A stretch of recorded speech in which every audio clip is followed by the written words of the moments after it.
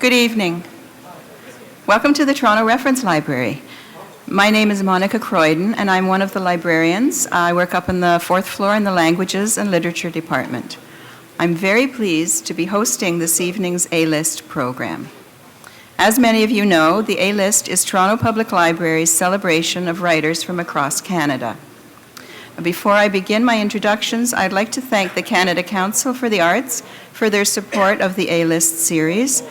And I'd also like to thank the University of Toronto Bookstore for coming tonight with copies of Sean's books for sale. Tonight we are in for a fascinating program.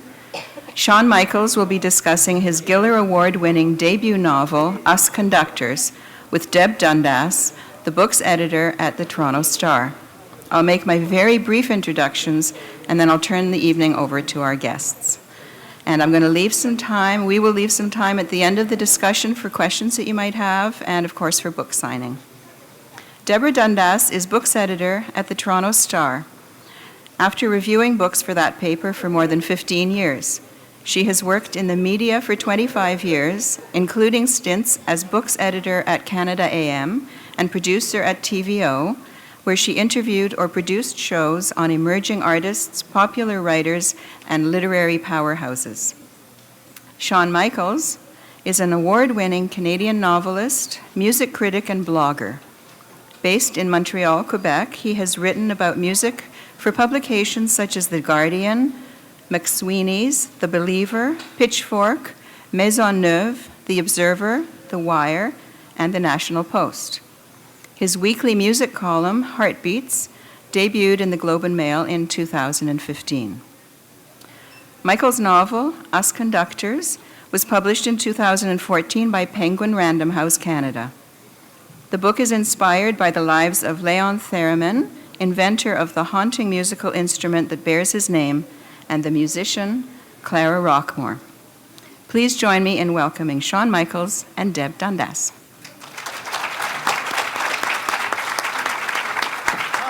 Hi, thank you so much for all being here today. It's really lovely to come travel many miles, kilometers from a far-off land, a foreign province, to this incredible temple of the book, and to have so many of you here with us. So thank you very much for being here. I'm really looking forward to our conversation, but before we talk, I'm going to read a little bit from the book. So this is the book. It's called Us Conductors. It's my very first novel. And as we just heard, it's the story of a Russian inventor, musician, scientist, spy, kung fu disciple, lover, prisoner, letter writer, many things. But I'm going to read from a portion of the book where it's Lev at his kind of most comfortable, maybe, or happiest over the course of these many pages. Can you hear me okay? Okay. So it concerns, there's this inventor in Russia. He invents this very peculiar musical instrument called the theremin that we'll talk a little bit more about, I'm sure. And with this famous device, he becomes a sensation. The theremin is really the iPad of 1925. And so he travels all through Europe, all through Russia, and then all through Europe, showing this thing off, and then travels to America. And in America, too, he's this huge star living at the Plaza Hotel. He's this world-famous inventor. And there, while he's in New York, he meets a young musician called Clara. And so I'm going to read a little bit from one of the early meetings between Lev and Clara.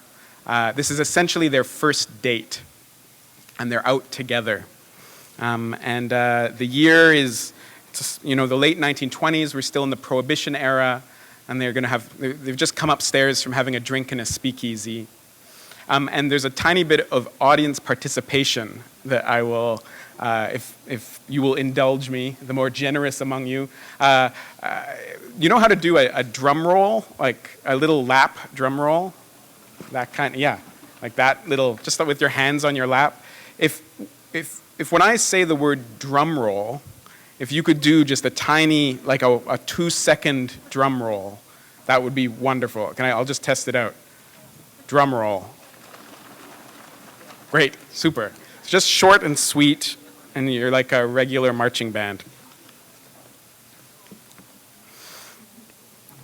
When we had finished our drinks, we went outside. The sky was a dark midnight blue, that strange nighttime blue of big cities, and it seemed so clean. Couples jostled past us, men in dinner jackets and women in dresses, hats, gold at their wrists. They were going dancing. We watched them. "Do you dance?" you said. It was just a question.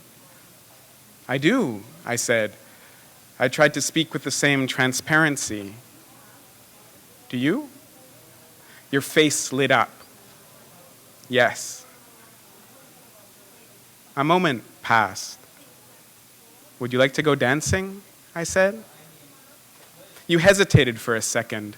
I don't know if it was because of me or of some other beau or the thought of your parents at home. Then your face seemed to apologize for the hesitation, and you said, "That'd be nice." I glanced at the ground where your feet stood beside my feet, and I thought the silly thought that in that second we were standing perfectly in our own footprints. I took you to the make-believe. It had the largest ballroom in the world, a room as big as Rybinsk's town hall, the ceiling strung with paper lanterns and the walls done up in stars. We left our coats with the twins who kept the coats. I tipped the maitre d' and he brought us straight to a table, and we straightaway got up. For the first time in the history of the world, since the seas cooled and birds alighted in the trees, Clara Reisenberg and Lev Sergeyevich Terman danced together. There was no band at the make-believe. There were 2 gramophones and their minders, a man and a woman, a library of records visible from the floor. The couple moved back and forth across the shelves, choosing the next song. They chose Swing from New York, and Swing from Chicago, Swing from London, and Paris, and Montreal. We stepped together and apart, leapt, grinned. I clasped you in my arms and I threw you away. You asked me where I'd learned to dance. I told you in Leningrad that we did not have jazz, but the bands played other quick songs. You danced the Charleston, and I followed. You reminded me of Katya, but just for an instant, the way the rain reminds you for a moment of a particular spring.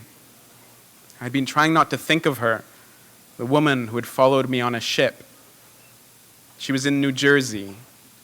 She was, I told myself, 1,000,000 miles away.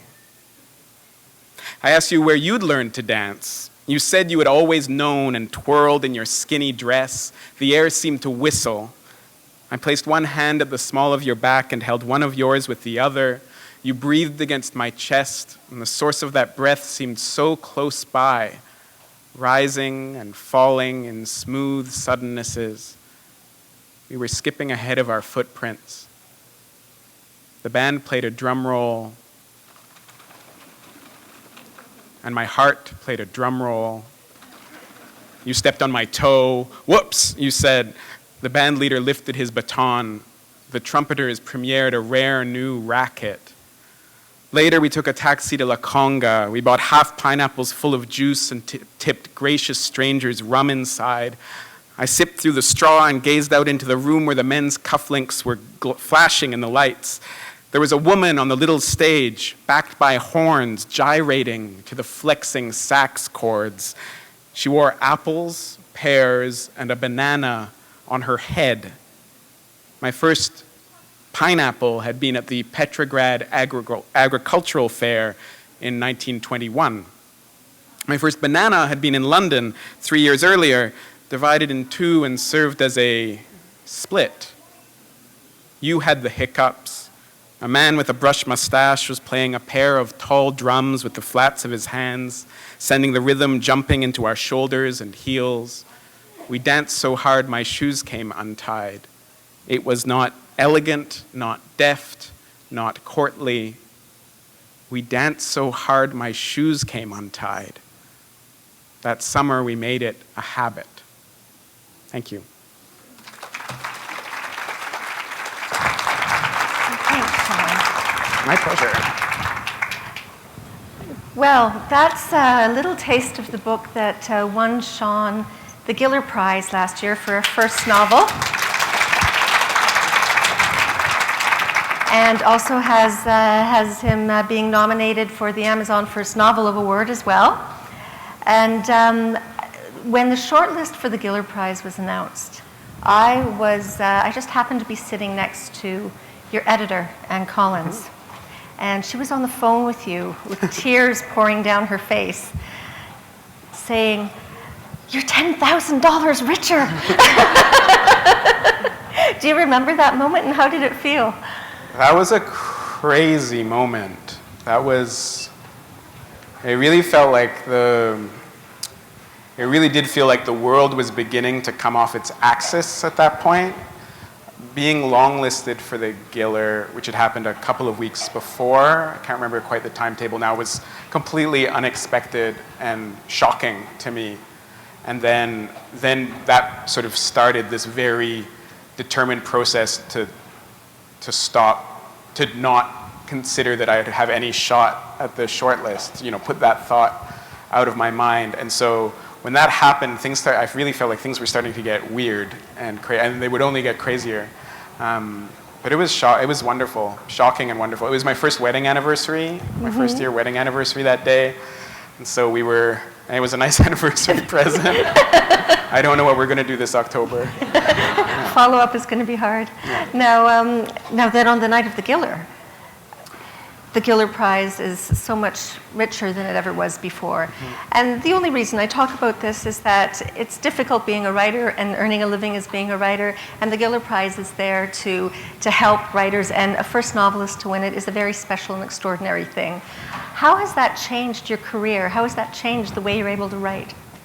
It's changed it very fundamentally. Sometimes people ask me if I'm intimidated about the thought of working on a follow-up book after the second, and the two questions are kind of tied, because it's like, no, I'm not worried about the second book, because the thing that, if you're an artist, all you're trying to do every day is try to do your best work. That no matter what, even if this book had been a flop, I'd be trying to do my best work. Truly the greatest pressure on me and on most writers, journalists, regular people, is money. The money especially if you're doing something that isn't very well paid, every day is the question of can I afford to keep doing this? I love it, but can I afford to keep doing this? And writing a second book the hardest thing would be the idea of can I afford to spend 2, 3, 4, 5, 6 years of my life working on something that may never get published, that even if it gets published, no one may buy? That's absolutely the hardest part, for me at least, is that kind of just day to day, the financial pressure of being a grown up in the world. Mm-hmm. The writing is labor, and the Giller is this jackpot. For me, a jackpot. The prize is huge, more money than I've ever dreamed. It's about equivalent to a professional's 1 year salary. But that money that lets me then kind of write this next book without worrying every day of what are you doing, you crazy man? Quit, go back to school, do something else. Just to relieve that pressure for a few years, thank you. That's more than enough. Even if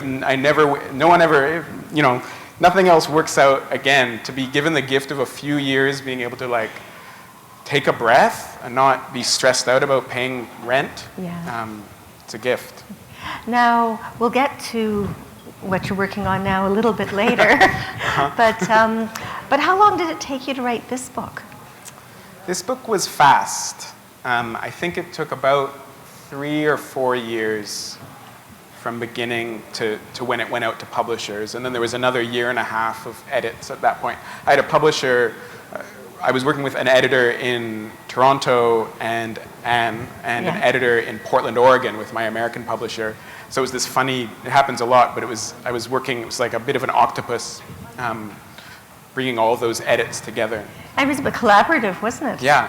I was really trying to the two books, the American edition and the Canadian edition, are basically identical, but it need not have been that way. They had to be harmonized. How would it have been? How would they have been different? I find that Well, interesting. Anne had her stuff, her thoughts, and Meg Story had her thoughts. And if the thoughts hadn't lined up, or if I hadn't been able to make them line up, then you'd have two editions, because Meg was like, we're going to be following her advice for her publication, and Anne obviously here would. So it was an interesting, when we were choosing publishers, one of the big concern, with my agent as well. I don't know anything. Sometimes you need to have help to help you kind of navigate all these seaweed-infested waters. But when we were looking at, one of the big questions was like talking to the editors and trying to work out if these things, if their visions for the book kind of worked with mine, and then also worked with each other's. And so it did. Now, when did you first get the inspiration to write about Lev Terman? I think writing is this process of accretion. I really think it's not like this thunderbolt where you get struck by a bolt of lightning and now you're like, I can now work for 5 years upon this idea that just came to me. It's this like gathering up of stuff, this accumulation, this accretion, maybe in a notebook, I always imagine it as, those like the sticks with a handkerchief at the end that hobos carry? It's called a bindle. That's the proper. I didn't know there was a word for it. Yeah, a bindle. So I always imagine a writer with their bindle going through life, and they come and see something, oh, look at this seashell, and they put that in their bindle, and they keep on going, and then they pick up something else, and at a certain point your bindle gets too heavy, and you put it down and wrap it, and you say, okay, what do we got here? And so there came a point with this book where I had a heavy bindle, and the things in the bindle were the idea of wanting to write a book about true love and lying true love, or when true love might be deceiving, wanting to write a book about like a different era, but that is suffused with the joy and excitement of the parties and concerts I was going to in Montreal 10 and 15 years ago.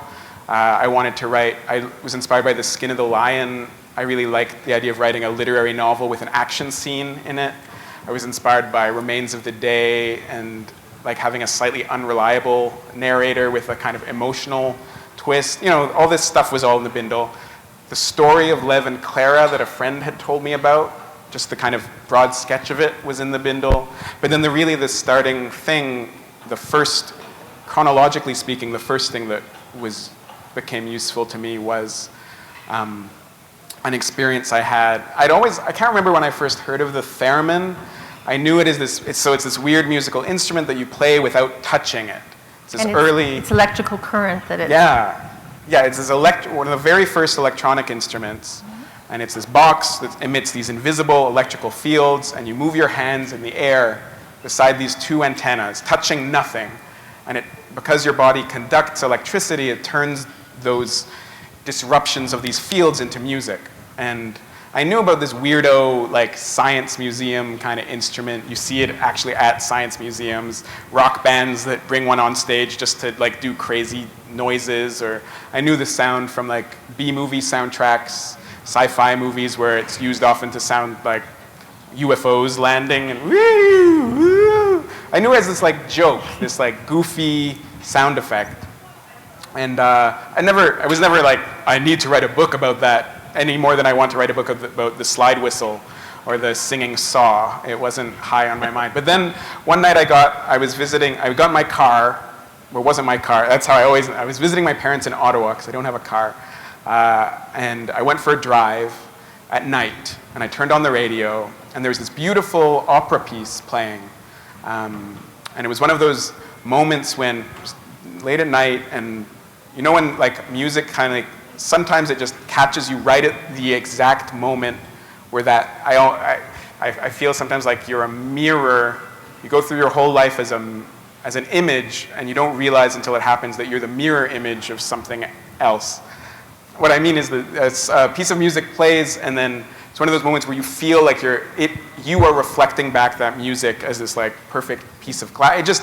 It catches you exactly right. You are transfixed in that particular place and moment by that particular song. And so there was this soprano singing an aria, piece of opera, just so beautifully, this fragile, impossibly kind of vulnerable, strong, strange voice.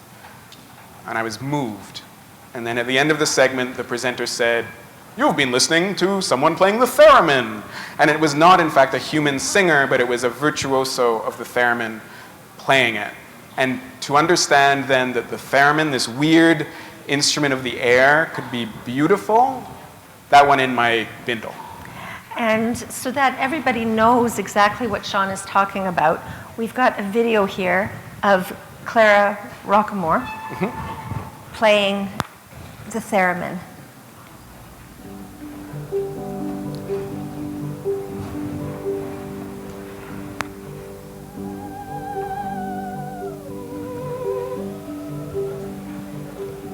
You can bring up the volume. Here we go.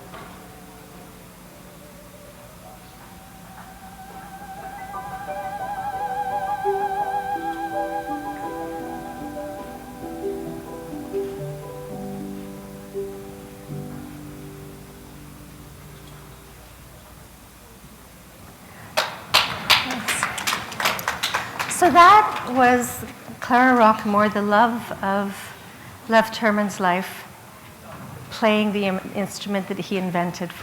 Not for her, but she became the virtuoso player. Now, clearly she existed, he existed, the theremin existed. There's a love story going on between them, but not all of that story that's in this book is factual. It's based on the story of them, but then you fictionalize it. Why fictionalize the story? What did that help you say? What issues were you trying to deal with that you thought you could get through them and their story? Like I said before, I didn't, or maybe it's sort of like I implied before, hearing the story of Lev and Clara did not immediately make me want to write a book about them. They have their true story is this incredible story, but on the other hand, I'm someone who I I mean, I'm a lover of literature, and I am not a historian. I'm not that. I can't imagine myself ever really writing a nonfiction book. And as much as they had an interesting story, I wasn't really interested. There's this great biography of Theremin by Albert Glinsky that, you know, looks at detail into his life. That ground had kind of been covered. You know, there's not really work there to be done of doing the detective work of like working out more, you know, digging deeper into this. I don't know, it was an interesting story. There's a documentary that I watched at the time, but it's kind of like, okay, so what, you know? There's no book there. The book's already been written, the film's already been made. But it was in my bag. And then I think it was as time went on, as I started to think about more and more of these other things, other kinds of stories I was interested in talking about.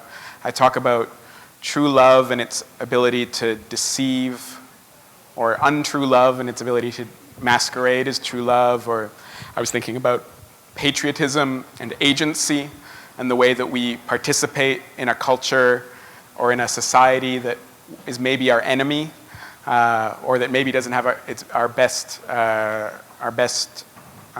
interests in mind. Yeah, all of those kinds of ideas. And suddenly all of this started to sort of slowly come into focus with the story of Lev and Clara. So, like, I watched this, there's a documentary by a filmmaker called Steve Martin, not the Steve Martin, unfortunately, which is this great doc about the Theremin and about Clara, and you see them as young people, and then you see them even in their old age before they passed away, meeting again. If you've read the book, I encourage you to check out this documentary. If you're not going to read the book, still maybe see the documentary. But this documentary kind of performs one of the myths of the Theremin community. It may not be a myth, it might be true, but it really represents the story of Lev and Clara as being one of this beautiful, unconsummated love, this almost like mythical love story of these two people who are together and then separated and then reunite at the end of their lives, and it draws that as its narrative. I watched that film and I didn't believe it. I didn't quite believe that story that it was telling. And as years went by, I started to think more and more about why I didn't believe it, and that idea, and what the fact that I didn't believe it, how that could be useful. You know, the way this story could be used to tell a different narrative. And not to try to like find out, again, not to try to say what really happened, because I don't know, I can't get into side of their hearts. They're not still around for me to interview. But to use that story to use their true lives to tell a different story about love. Now, whoops, this isn't working any longer. No, is it? Can anybody hear me? No, it's not going to be. It's blinking red. Oh. There we go. No. Blinking red. Now it's not blinking at all. Is that better? Oh, there we go. Whoops. I had a quote here, Lev. You said in one article that you'd rather invent than report. Yeah. Yeah, I'm one of these guys who I love a story. I love a true story that feels like it has to have been made up. Like a true story that feels like someone's got to make it up. The only thing I love more than that is a lie that feels true. And to me, there's this mischievous part of me that I'd much rather spend my time writing lies that feel true than telling the true stories that feel like fictions. Which makes you a perfect storyteller, doesn't it? Definitely not a good witness in court, yeah. No, but the idea of inventing rather than reporting, I mean, that sounds to me like something Love might say, you know. There's a parallel there between what he's doing and what you're doing. Did you feel an affinity to him at all? I think you have to feel a certain affinity to your narrator or to your main character. So yeah, but on the other hand, I kind of decided early on that I kind of secretly decided to myself that Lev was an asshole. That he seemed like this sort of like cute, whimsical inventor, but that there were these parts from reading about him and then deciding the story that I would tell, that there were parts of his life that really suggested his behavior did not match the image that he presented to other people, including to Clara and to the reader in this book. And I knew there was a tension there. And so I think having made that decision really actually became, my relationship with Lev became much more of me trying to decide when to confront him. It's like a close friend who's like, at a certain point, someone needs to talk to this guy. When am I going to do that, or how is that going to play out over the course of the book? So I definitely felt a strong relationship with him, but it was one of concern, I think, more often than it was one of like feeling that someone was standing in for me. It's not a very autobiographical book. Well, there was a lot to be concerned about with him. I mean, he was getting into some pretty heavy stuff. We don't know whether he was a spy, or whether he wasn't a spy. We don't know whether being sent to the Gulag was a just thing to happen to him. I mean, is that part of what you're talking about in telling lies that are in truths and you know? Yeah, I guess it is. Yeah, I mean, there's all these parts of like. There's aspects of his life that it's a bit Schrodinger's cat. Like, we don't know which of these realities is true. There's the historian Albert Glinsky, for instance, who says that when Lev was in New York, in America, he was working as a spy for the Soviets. That's based on interviews with Terman where he said, I was working as a spy for the Soviets. On the other hand, you've got Steve Martin, documentary filmmaker, made a film about Lev, says, no, he wasn't working for the Americans in America. When he said that in interviews, he was trying to kind of like retroactively explain why he was in America. I wasn't in America just dancing and having fun. No, I was working for the state. Trying to show that he was a good communist. Like there's these two versions of events. And so me as a fiction writer, it's about me trying to, okay, which of these is useful to the story I want to tell? It certainly wasn't the one where he was a hapless, where he was doing nothing interesting in America. Of course. I like the fact, the triple entendre of the word conductor. So we have, and Lev does all of these things sort of physically at one point. It's at some point in the book. He actually conducts or leads an orchestra. The electricity is being conducted through him so that he can actually play the music and bring something out. And he's being conducted, on the train from the prison camp from Siberia to back to Moscow. So being conducted, transported from one place to another. It seems all of those are about transformation of some sort, and he's in the middle. He's the one being transformed. I mean, is that what you were getting at, or? Yeah, but I think yes, it was, but I think there's a key. To me, there became a very interesting question that the book poses and doesn't answer, which is one of transformation. Is he being transformed, or is he the one transforming? So the passive and the active voice. The question for Lev, and with the theremin generally, if you're playing the theremin, it's this weird thing where you know that the principle here at play is there's this electricity in the air, this music that comes out of this machine, this sound, and it passes through you and out into the world. And you're conducting this, there's this thing in the world that exists, and it passes through you and out. You're a conductor for it. Or there's the question, am I the person running this? Am I creating this music? Am I almost summoning it out of the room, out of the air? There's that strange feeling you have as you play it. You can't decide if it's conducting through you or if you're leading it and bringing it into being. And I think that so many aspects of our lives are the same way. Are our lives and our responsibilities or our loves these things that exist in the world and kind of just we end up being conduits for them, and does love exist, and is it passing through us? Or are we the ones who direct it, who summon it and point it and are in control of it? And partly that's a question of seeding, of saying like, no, it's not me, I'm not responsible, it just comes through me, or taking responsibility for that. That's a deep philosophical question, that is.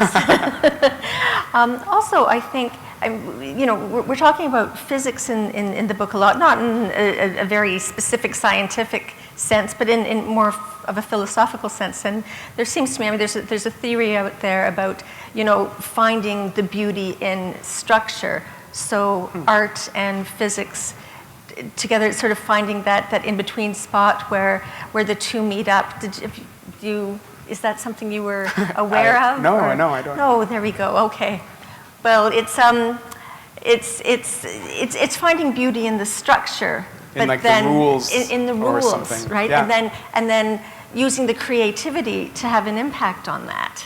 I mean, the theremin is science is such a weird thing. It's like at once, so, it's the whole, the argument of the atheist, like, well, how depressing to be an atheist. And then the atheist who says, like, no, it's more like, the world becomes so wondrous when you think of how many accidents and, beautiful accidents led us here. That kind of argument. Is it beautiful or is it hideous? Is everything being based on order, like is that a disappointment, or is that actually like a flowering? Now, you write your music blog, and you write a lot about music, and your music blog, I mean, you were an innovator in that. You established it in 2003. 2003, and it was one of the first music blogs music blogs out there. But it's not your average music blog. You don't necessarily talk about the song so much as you do around the song. Can you tell me a little bit about that? Because it seems to me that that's what you do in your fiction writing as well. It's more poetic. So I started this, it's a blog called Said the Gramophone. It's an MP3 blog, and it was one of the first MP3 blogs. So that just means that it was a blog where we wrote about every day, just me to start, and then since then some other people. I pick a song I love, put it on the internet as an MP3 that anyone can listen to or download for free, and then I write about that song. Nowadays it seems super obvious because everyone online can play songs all the time, but 10, 12 years ago it was actually very rare that you could listen to music for free on the internet. Everyone was protecting it. So it was kind of pioneering in that way. But I was just a kid, like I was in university, I was writing about music for this school paper. I was trying to learn to be a music critic just to get free CDs and free concert tickets. But in the old days, if you wrote about music in a magazine and print, you had to describe how the music sounded. It sounds sort of like, well, obviously you still do. Well, no, it's different now. So if I was writing an article in 1970 about a Bob Dylan album or about whatever, or even if I was writing in 1995, the responsibility of the critic becomes to like say, okay, there's someone playing a banjo, there's like a bit of a folk trio but with an electric guitar, the guy has a really nasal voice, there's a female backup singer, it's a bit soul influenced, there's all this stuff to kind of paint the picture of the music. Whereas online, like on the radio actually, if you can just hit play, if someone who's reading about, I'm curious about this album, they can hit play, they can hear the nasal voice, the banjo, they can hear all that without, and so the role of the critic can change. And instead of having this responsibility to describe what the music literally sounds like, you can start to actually talk more about the personal experience of music. Or that's what I kind of accidentally found. So is it how it makes you feel, what it makes you think? Like if we went to see a concert, I kind of had this realization that if we went to see a show, even if we were both fans of the band, we'd be standing side by side in the audience, and this music would kind of come sailing out through the room, and it would be the same physical motions are happening on, like one set of physical motions is happening on stage. Someone is rubbing something or hitting something or strumming or blowing into something or singing. Then these sound waves travel through the air, and the identical or close to identical sound waves strike each of us, and we each have this completely different experience. Even if we're both into it, maybe the song reminds you of driving with your dad, as a kid. Maybe it reminds me of that time I was in Portugal at the circus, and maybe it reminds me of the person I broke up with last year, or the person that you've fallen in love with. Or we all have all this baggage, and it's informed by everything that we have these unique experiences of music, and we hardly ever talk about those. We talk about it's a good Rolling Stones album. It's a lot more Keith, and lots of blues numbers and a great murder ballad, but very little about those very unique personal experiences of music. So I started doing that on Gramophone, just kind of stumbled into it, and then decided I really liked it, and other people liked it too. And so it started from these very personal stories of the music, and then became more and more kind of far-flung and weird, because I don't even need to tell my true, makes me think of my dad. I can start to be like, it makes me think of this story that I'm inventing. So soon we had like entire kind of short stories inspired by songs. Almost like if the song was asleep in bed and was having a dream. That would be the dream of the song. And I think that literature, or like a lot of writing, you know, what makes literature literature is that it's a story about another story. Like, in a way, the story is has a dream life. There's something else going on that's maybe not literally there on the page. There's something kind of invisible hovering in a dream cloud above it or below it. And so I think that partly the experience of spending so many hours listening to songs and trying to hear like what else is happening beside or above or under that song did change the way that I approach writing a scene, where if it's, I know what's happening between the two people, but what is this scene kind of dreaming? What's the metaphor? What metaphors are swimming around at its periphery? Mm-hmm. Now, you were talking about. Sorry, that sounds really. Sometimes I like listen to yourself, bozo. Anyway. Sounded good to me. It's you were talking about sort of love that is true and not true, and the belief in something that may or may not exist, and that when Lev is in the gulag, his belief in his love for Clara is what keeps him going. Yeah. Can you talk to that a little bit? I was really interested. So as I say, I was very interested in this idea of lying true love. I referred to that a few times. So what I mean there is many of us have had that experience, maybe, hopefully not, but where, especially maybe if you're a teenager, where you're like, I love this person so much. We're meant to be. The universe is sending me signs. There's all these coincidences. They have the same. We both went to that circus in Portugal, but years apart. It's crazy. We're meant to be together. And then like 2 weeks later, you're like, well, I'm glad I got out of that one alive. You know, there's this thing that we experience where we're not sure if the universe is sending us a sign or if it's not, or we're sure it is, and then we find out later that the universe or we ourselves were lying about that. So I was very interested in that tension. But then as I started thinking more and more about it in connection with Lev's story, is I started thinking about this other really interesting corollary, which was, what if there's a love that might be a lying love, but it's the thing that keeps you going? So Lev gets into this horrible circumstance where he's in the Russian Far East, in a camp, in the mountains, in a mine, dying, essentially. Why do you wake up in the morning? What's the thing to keep you going? And the idea that his love across the globe could be the thing that's kind of propelling him forward, and that thing might be a lie, an illusion, that became very interesting. And the power of that fiction became a really interesting theme for me to explore. Now, you took, I understand, a trip to Russia. You did. Can you tell us about that? What did you learn, and how did that affect the book? So I went to Russia after I had written 2 or 3 drafts of the book. As I say, I wasn't that concerned with reporting, like finding out. I didn't go earlier because I didn't feel the need to research like facts and places and whatever. There's other ways to get those bits and pieces. But at a certain point, I felt that I really needed to understand. I'd never been to Russia. I wanted to understand atmosphere. I wanted to understand feel.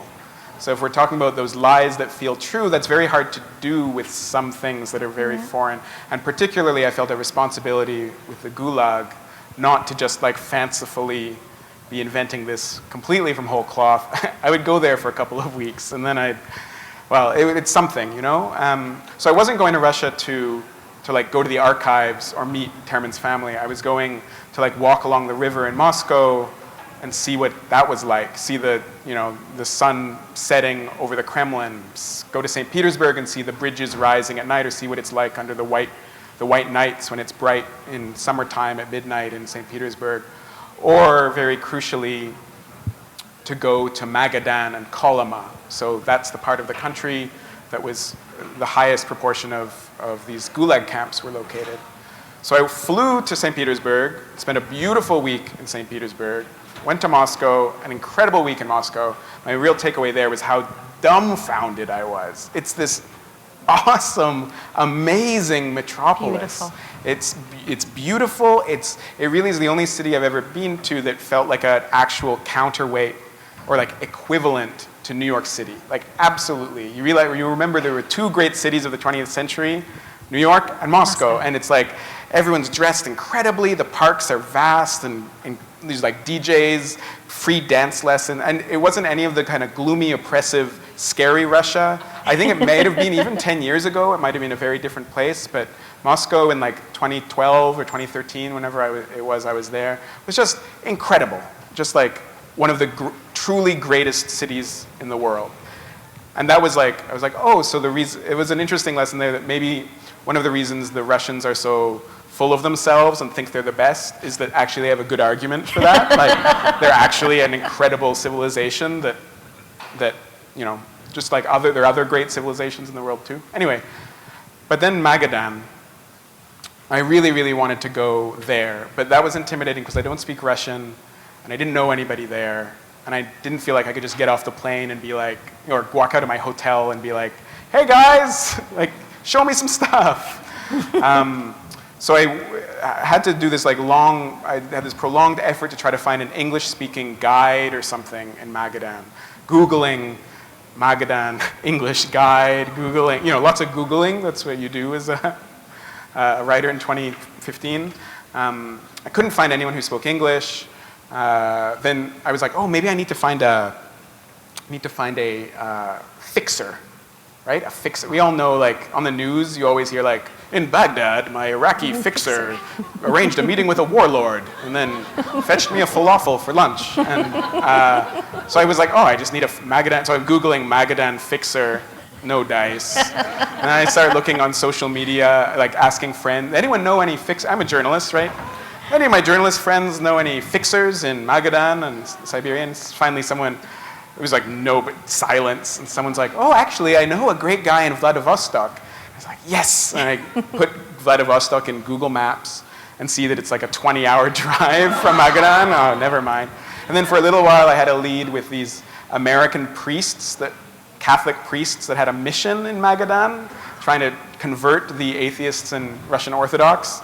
And so they were like, maybe you could stay with us. And I was like, maybe I'll be hanging out with American priests in Siberia. But then they were going to be in Alaska on a retreat. And so I was really coming out dry. And that's when I decided to follow a friend's advice where he had suggested that I use a website called couchsurfing.com. So this is a site for just, you plug in Toronto and then you can crash on somebody's couch for free in Queen West.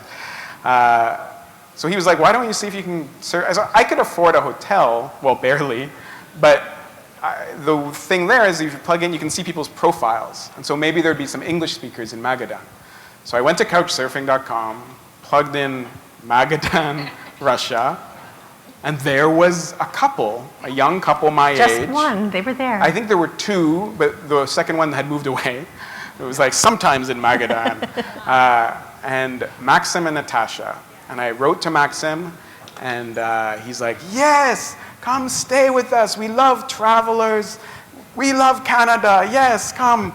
I am graphic designer and graffiti artist. Oh, perfect. Natasha, a photographer. Come to Magadan. So I went. I went to Moscow, flew 8 hours east from Moscow to Magadan. It's astonishing how big that country is, vast. Isn't it? Got out at this tiny airport. Everyone immediately disappears off the plane into huge vehicles, 4x4s, and then disappears into the tundra. And I'm alone at the airport, end of the world. Maxim's not there with my bag. And then in the far distance, I suddenly see this tiny Toyota hatchback rounding a corner. And as it gets closer, I can see that it's throbbing with hip-hop music. I can hear it. And as it gets closer, I see that it's got like graffiti all over, spray paint all over the sides. And it pulls up with a little jerk. And out steps this man who I recognize from the photograph, who's got like weird patchy bleat. He looks like he was cool in 1999, which is about where Magadan is with style. And I'd say, Maxim, it's so great to meet you. And then it immediately becomes clear that he does not speak English. Oh. And this entire correspondence had been faked with Google Translate. Oh. So it was a very interesting week I had there. Very good. Well, your next book then is about gambling and online gambling, is it? Not quite. Maybe, not online gambling, no. No. But there's a little bit of gambling in the thing that I'm maybe going to be working on. Okay, okay, that's how we're going to go. I mean, you're working on short stories, you're working on another book. What can you tell us about them then? I'm working on a cool thing right now, a short story that was commissioned by the Banff Center, where we're going to do some interactive, it's going to be an online-y thing, but it's like I'm playing with interactive fiction, so like a bit of a choose-your-own-adventure kind of thing. So that's what I've been spending a lot of my time thinking about. It's a very Thomas Pynchon-y, weird, conspiracy-laden thing. But I'd like to write a book that takes place today, in the here and now. And any types of themes that you want to touch on? I'm interested in gambling, luck, stand-up comedy, and you know those like really weird family-run old grocery stores in big cities that are all like these labyrinthine, strange places with like the pet food by the lingerie and like the cucumbers with the cheese and that kind of. I'm interested in those places. Sounds good. Are we going to have to wait 4 years for it, do you think? Or Probably, yeah. Okay. Yeah. Now, I see it's coming up to about 10 to 8, so we've been talking a long time now. And I wanted to open the floor to questions.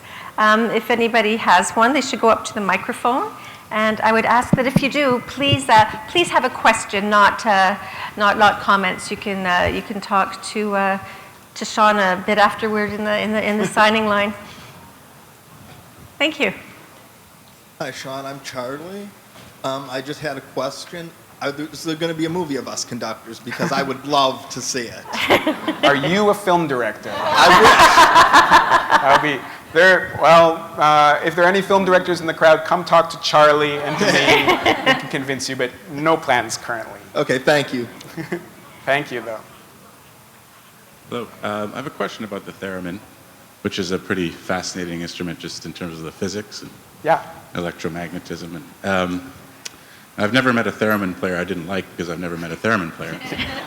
I don't know if you've ever played the theremin, but as a music writer and as someone who's written about the theremin, how would you say that the theremin player approaches it?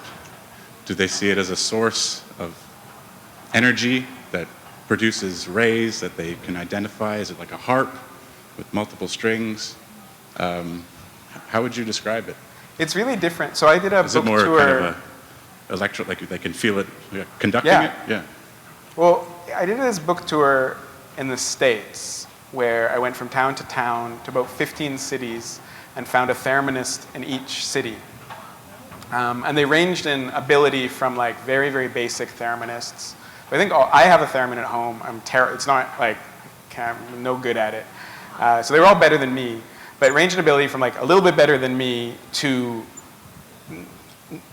not Clara level, she's the greatest thereminist of all time, but like gifted musicians for whom this is their instrument. And what was crazy is the variety, actually there's probably like two categories of thereminists that I met. One is like these musicians they're almost like a lot of them are string musicians originally, because you have to use it's a lot of ear training to know, just like the fretless instrument, you have to know where the note is, slide to where the note is. The theremin's very much about hearing where that note is, and then also then practicing. You could see Clara with these super precise gestures, just like a string player knows exactly where to put their fingers to get the note dead on. So you've got these, and they're kind of not arrogant, but like confident musicians who are, like they're in charge of this, like, this tamed animal, And then the other category were really much more, well, everyone was very peculiar. No, it's not true. Not everyone's, but many of them were, but you've got the science, engineering, geeky side. So I remember playing with a guy in Washington, D.C. who makes his own theremins, and he was playing a lot of Petula Clark. He'd put on like a Petula Clark tape and then play along with it. So he was not playing Beethoven, he was playing Petula Clark, but he had like hair like this, and he literally had a pocket protector.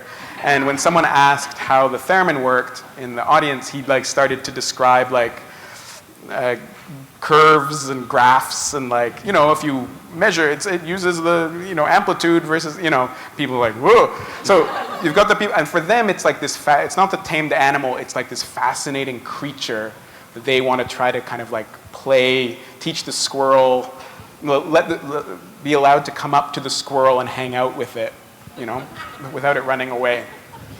So I don't know if that answers your question. Thank you. No, Lev Thurman's idea was to have one of these instruments in every American home. It's not really much of a surprise as to why that didn't happen, is it? Well, but one of the things I've thought about increasingly is we see something like this, it still feels like a future invention. And there's a few reasons it went away that are all in the book, but one of the big ones that's understated is that there was a patent dispute that helped kill the instrument. And I do sometimes think about why don't we have any gestural interfaces? That's a fancy way of saying things that we control, appliances we control with movement. We have nothing. And we have that technology. We've had it for 100 years.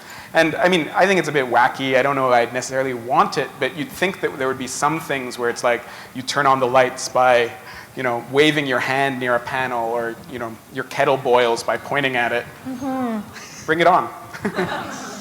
I have a question about how you were able to create a portrait of Lenin's Russia and Stalin Berie's Russia. It is, and the Gulag to boot. Yeah. And you're not a historian, you're a comedian apparently or something. But it's just stunning. Thank you very much. I read a lot, to get into the Russia, I read a lot of nonfiction, but then at a certain point it also became, it's one of the things I find interesting as a fiction writer. So, to use a particular example, I've been wondering a lot about these prisons called sharashki. So Lev, later in the book, as you know, he is in one of these prisons that's a prison for scientists. So he's no longer in a camp in Siberia. He's now at this odd prison, which is what happened to him in real life, where he spent a decade plus in all these scientists working on like rockets and eavesdropping bugs and all this stuff in prison, but working for the state. And I just couldn't wrap my head around, as much as I read about the way it worked and nonfiction books about it, I just couldn't understand what? Like how did were they happy there? Were they like prison? What was the feeling? And then for that, really, my way in was I found a novel, a novel by Solzhenitsyn called The First Circle. And I knew Solzhenitsyn as like the Gulag Archipelago. I thought of him as this like very important writer that I didn't really like. Like Gulag Archipelago is a very important book, but it's very difficult and like dull because it's really communicating a lot of information rather than beautifully telling a story. And I thought he was like, anyway, and then I found out that he'd written a novel set in a sharashka. I said, okay, I'll look at it. And The First Circle is this beautiful, devastating, sad, hilarious, amazing novel. So much greater than my book. Go out.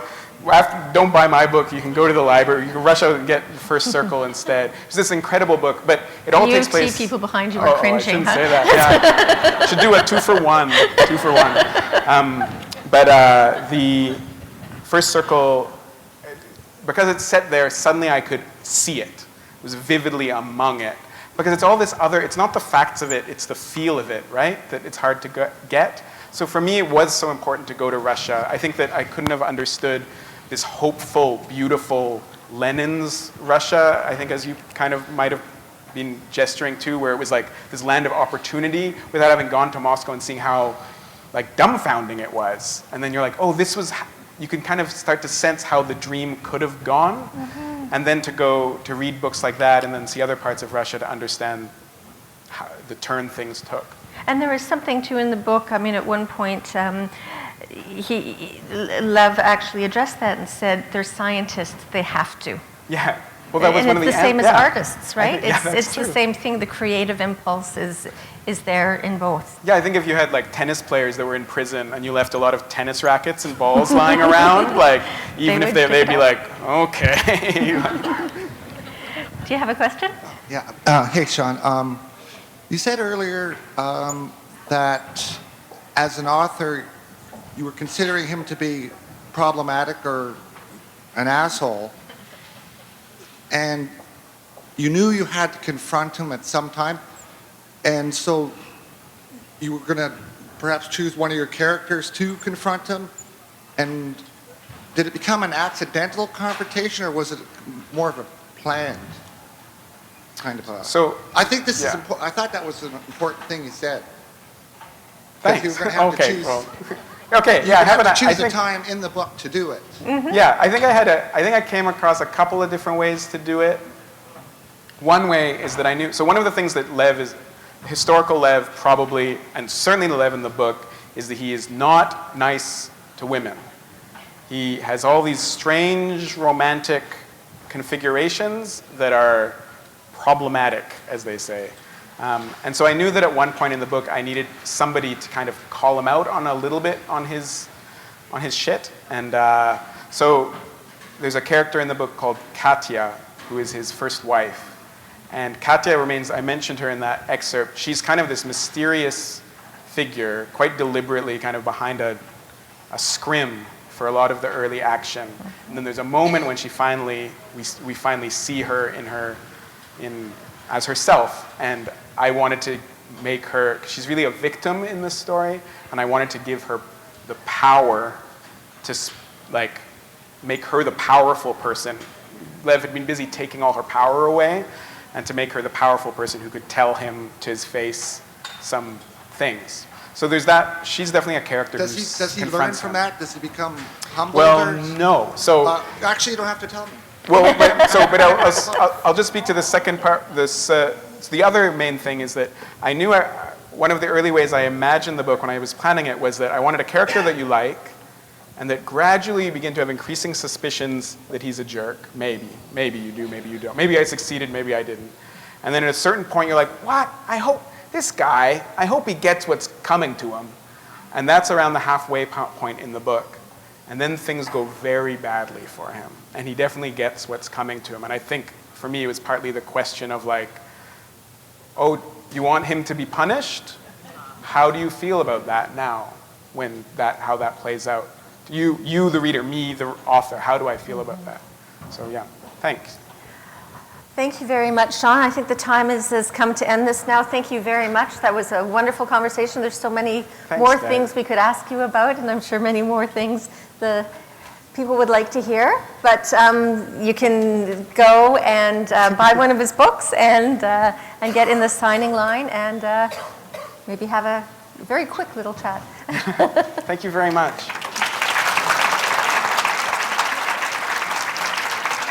I'd also like to say thanks to Sean and to Deb for this fascinating conversation. It was very, very interesting, and I read the book, and I just have my own little story to tell. Just around the time I was reading it, I was at Dundas subway station, and I encountered Jeff Burke. Do you know Jeff Burke?